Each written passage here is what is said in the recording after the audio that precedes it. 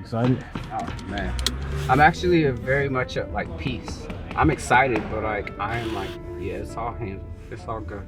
The most special part is like being able to do this with like my friends and like people of the community, and the people right now that are helping are like the people that I've like that have played a pivotal role over the last 4 years. So it means a lot for some of those people to be in there. When we hung that tonight, it was like fitting that they were there. You know, they pull up for a reason, because even if there's nothing for them to do, they're still like want to be in the room, and that's important to me, you know.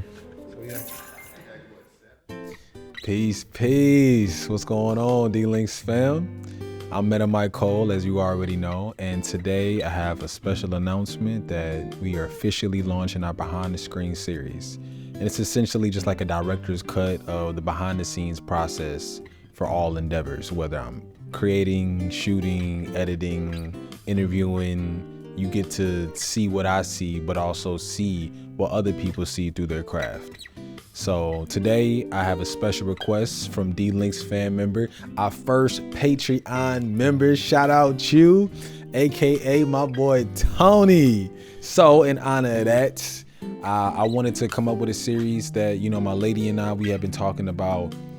I love behind the scenes. She feels like people could learn a lot from me. And she was like, you should definitely just teach from where you are. And I'm like, you know what? You're right.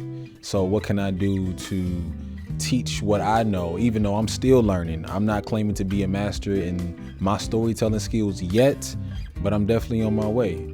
And I was like, man, I love BTS, and I feel like sometimes it doesn't get as much shine as it really deserves. So I was like, what's a way I can say BTS without saying BTS? And I was like, I'm all about getting in nature as well. So let's get behind the screen and dive into the process of what's going on.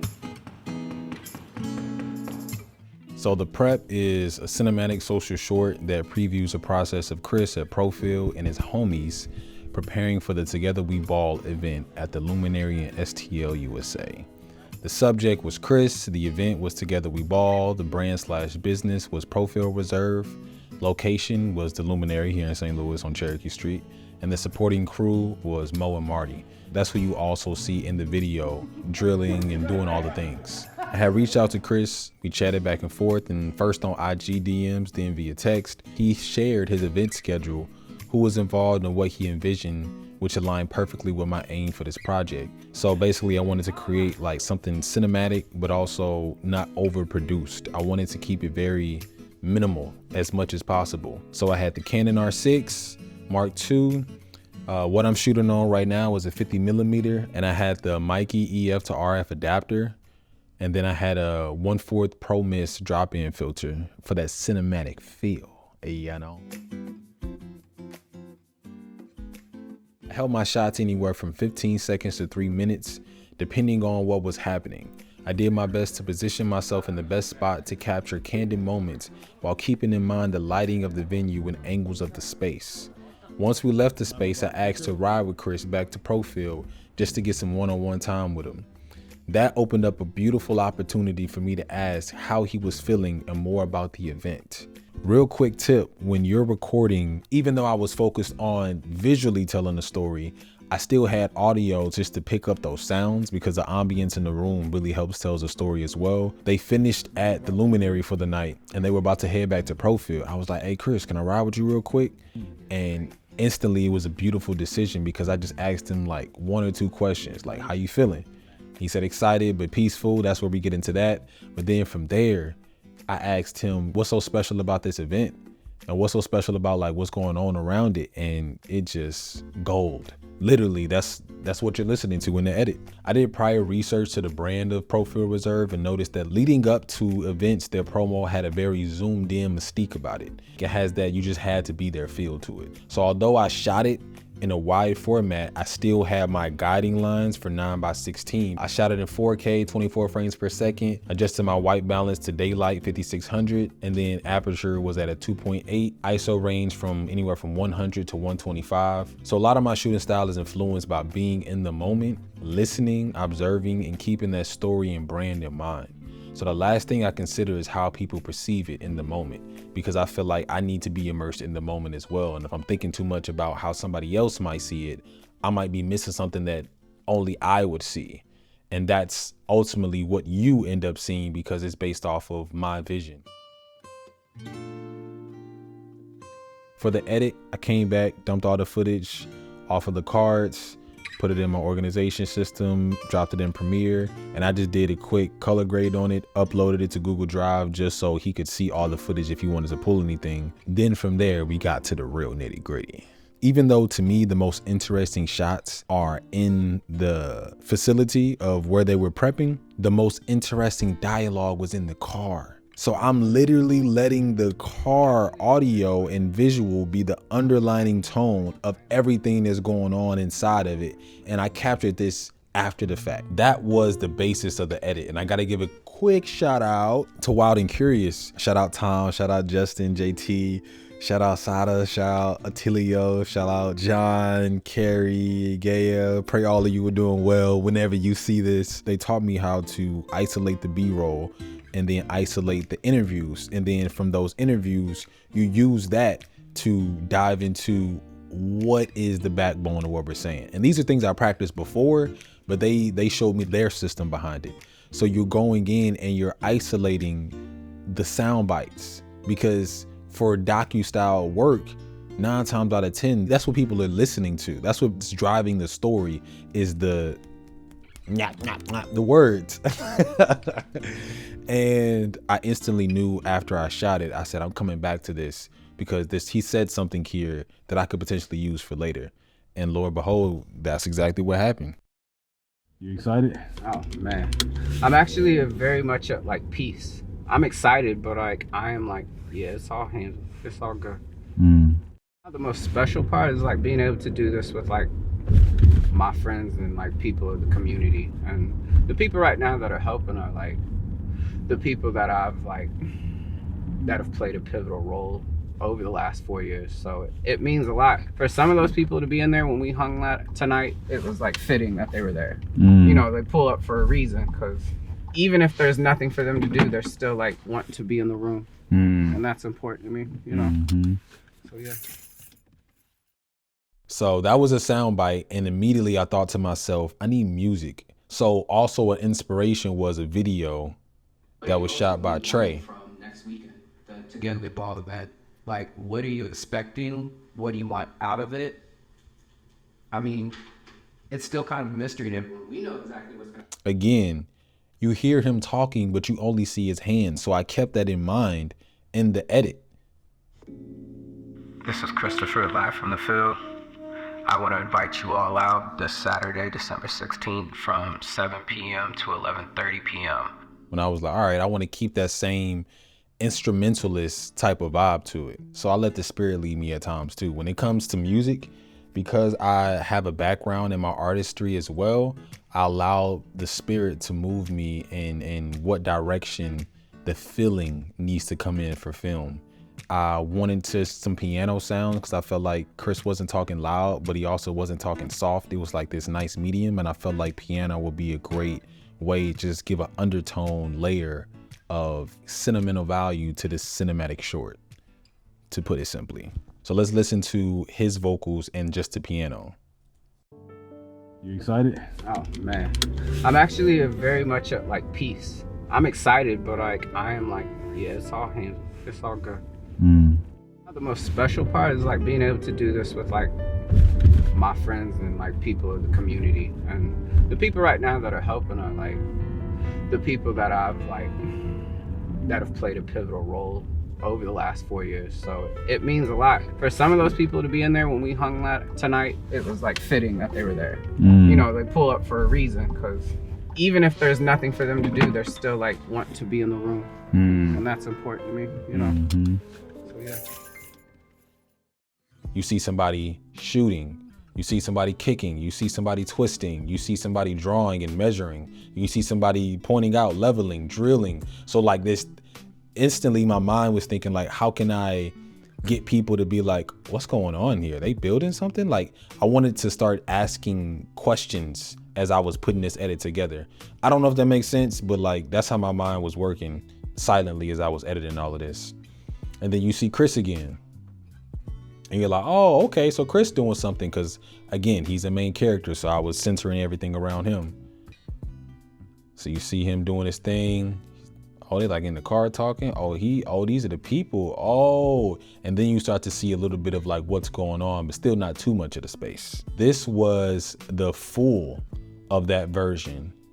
Yet when it comes to this, you see the difference in the dynamic. So I say that to say, like, you know, with this particular angling, like, even though it looks a little cluttered and clouded on the wide angle, it's a lot going on.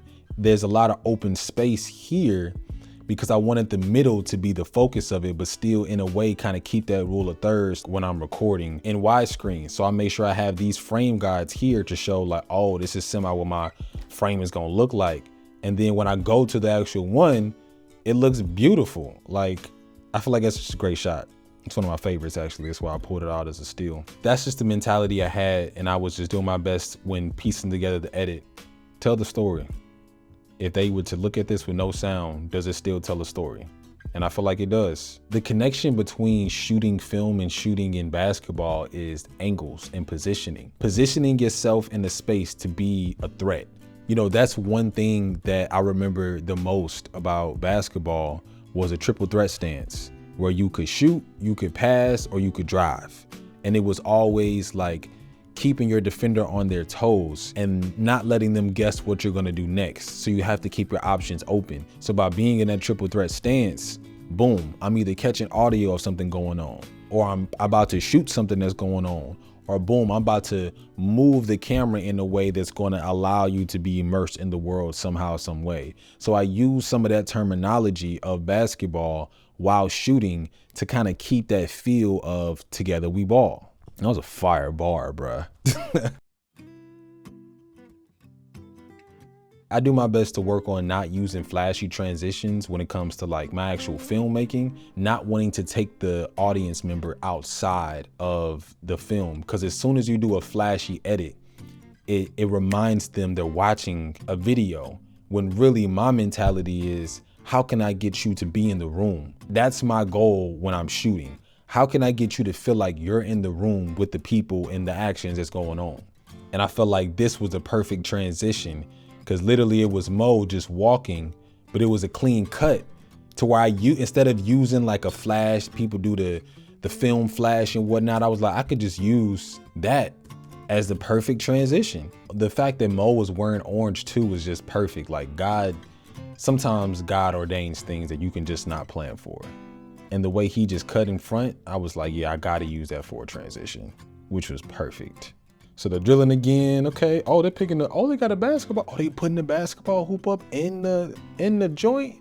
He measuring Samoas. Oh, he dunking on them all. Oh, snap. Oh, that black stain, my boy. Yeah. I showed it to my partner, Teresa, for review, and she was like, yeah, you should put some sound effects in there to really bring it to life. And I thought about finding some drill sounds and everything, but I was like, man, like I got to set a boundary for myself because I've been known to go above and beyond on some of these projects and then like no paper follow. And I'm not saying that I don't get paid in different ways.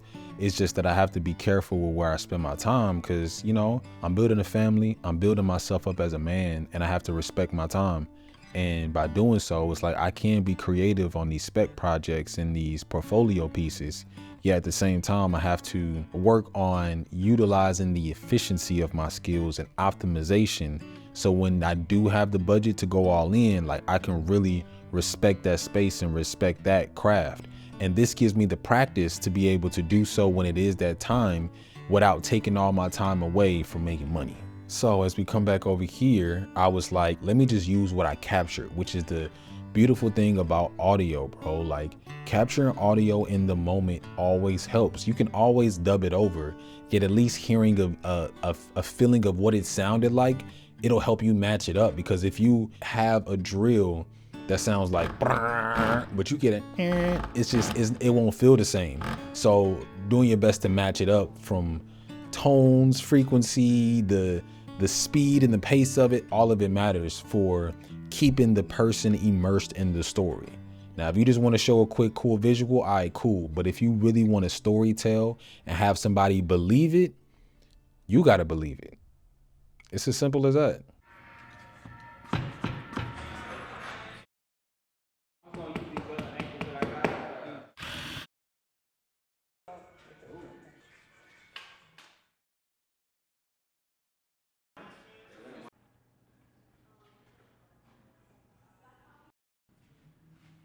Okay, so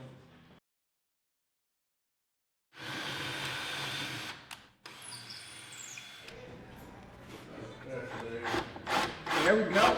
I think you said it with. I'm gonna put here.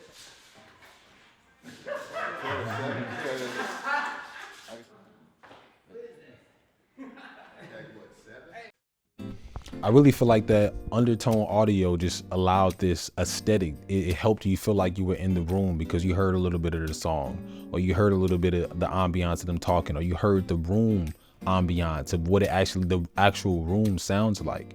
You know, I got to shout out to Sean on the next BTS video I'm going to be doing. Like I saw him on set be like, hold for room tone. And that's just getting 30 seconds of just what the room sounds like with no talking. So that's hearing all the lights going on in here, hearing the autofocus jitter back and forth. You just hear the stuff that's going on that you might not hear it, but you feel it. And that makes the world of a difference when it comes to documentary filmmaking. For some, this timeline is going to look crazy. For others, it's going to look super simple. And regardless of where you are on your journey, it's about telling a story. It don't matter how you get there, as long as you tell the story and then you know how to do it again. Your process is your process. Respect it. Command save that joint and let's look at the final thing. You excited? Oh man, I'm actually very much at like peace. I'm excited, but like I am like, yeah, it's all handled. It's all good. The most special part is like being able to do this with like my friends and like people of the community, and the people right now that are helping are like the people that I've like that have played a pivotal role over the last 4 years. So it means a lot for some of those people to be in there. When we hung that tonight, it was like fitting that they were there. You know, they pull up for a reason, because even if there's nothing for them to do, they're still like want to be in the room, and that's important to me, you know. So yeah. There you have it, folks. I know, Tony, you did not ask for the process of this reel or this video. I'm gonna get to the behind the scenes video of Vision next. That's the next video coming. I just wanted to give the people a piece of my process of how I do things. I pray you enjoyed it. If you have any questions, drop them in the comments below. I appreciate you all spending some time with me as I walked you through behind the screen. Peace.